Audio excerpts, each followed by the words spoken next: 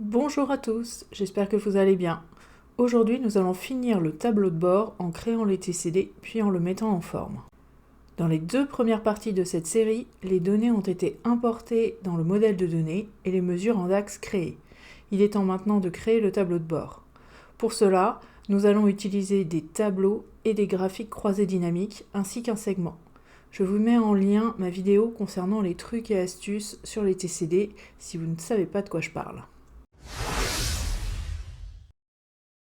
Avant de vous lancer tête baissée dans les tableaux croisés dynamiques, je vous conseille de réfléchir à votre tableau de bord d'un point de vue organisation et calcul à réaliser. Pour ce tableau de bord, j'ai décidé de le scinder en deux parties qui utiliseront des couleurs différentes. La partie du haut sera fixe, renvoyant les résultats annuels. La partie du bas sera contrôlée par un segment contenant les mois. Voici les éléments dont je vais avoir besoin. Des tableaux et des graphiques croisés dynamiques. Les mesures en DAX sont déjà créées, il n'y a plus qu'à se lancer. Commençons par les 4 valeurs annuelles. Le nombre de pizzas vendues, le chiffre d'affaires quotidien moyen, le montant moyen d'une commande. Insertion, tableau croisé dynamique, à partir de data model ou du modèle de données suivant votre version et la motivation des traducteurs. Il n'y a plus qu'à faire glisser les mesures créées au préalable. Quantité, CA, CA moyen jour et CA moyen par commande. Passons maintenant aux deux graphiques annuels, l'évolution du chiffre d'affaires et de la quantité par mois et la répartition du chiffre d'affaires par taille de pizza. On réalise un TCD reprenant les mesures CA et quantité en fonction des mois. On crée à partir de ce tableau un graphique croisé dynamique à partir de l'onglet Analyse ou de l'onglet Insertion. Pour visualiser les deux mesures qui n'ont pas les mêmes échelles, j'ai choisi un graphique combiné. Le CA est un histogramme groupé, la quantité une courbe placée sur l'axe secondaire.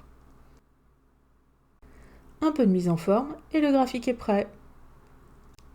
Passons au chiffre d'affaires réalisé par taille de pizza. Tout d'abord, le TCD. CA en valeur, taille en ligne. Pour utiliser le graphique qui m'intéresse, je trie les valeurs par ordre décroissant. Puis on crée un graphique secteur de secteur. Un graphique en secteur qui détaille les valeurs les plus basses dans un deuxième graphique secteur. À nouveau un peu de mise en forme pour ajouter les étiquettes de données en pourcentage par exemple. Ok, la partie résultat annuel est prête. Passons aux tableaux qui seront contrôlés par un segment. Ok, la partie résultat annuel est prête. Passons aux tableaux qui seront contrôlés par un segment. Commençons par les pizzas les plus et les moins vendues. La quantité par nom de pizza, puis il suffit de filtrer sur les valeurs pour afficher les 3 les plus élevés. Je duplique ce TCD et je modifie ce deuxième tableau pour afficher les 3 valeurs les plus basses. Voyons maintenant les ingrédients les plus ou moins utilisés. À nouveau, un TCD, par ingrédient, on ajoute la mesure quantité ingrédient. Un avertissement concernant les liaisons entre tables apparaît. Pas d'inquiétude, cette mesure d'axe avait été faite spécialement pour remonter dans le sens inverse d'une liaison. Un filtre sur les valeurs pour afficher les plus élevées. Ensuite, à nouveau, on copie-colle le TCD et on modifie le filtre pour afficher les ingrédients les moins utilisés. À partir de ces 4 tableaux croisés, je crée 4 tableaux mis en forme. Attention à bien utiliser les références de cellules et pas la fonction lire données tab croise dynamique qui figerait les valeurs. Il ne reste plus que 2 graphiques à créer. Commençons par l'écart de chiffre d'affaires pour un jour donné par rapport à la moyenne. À nouveau, la mesure a déjà été préparée, il ne reste qu'à créer le TCD. Par jour de la semaine, la mesure %diff CA moyen.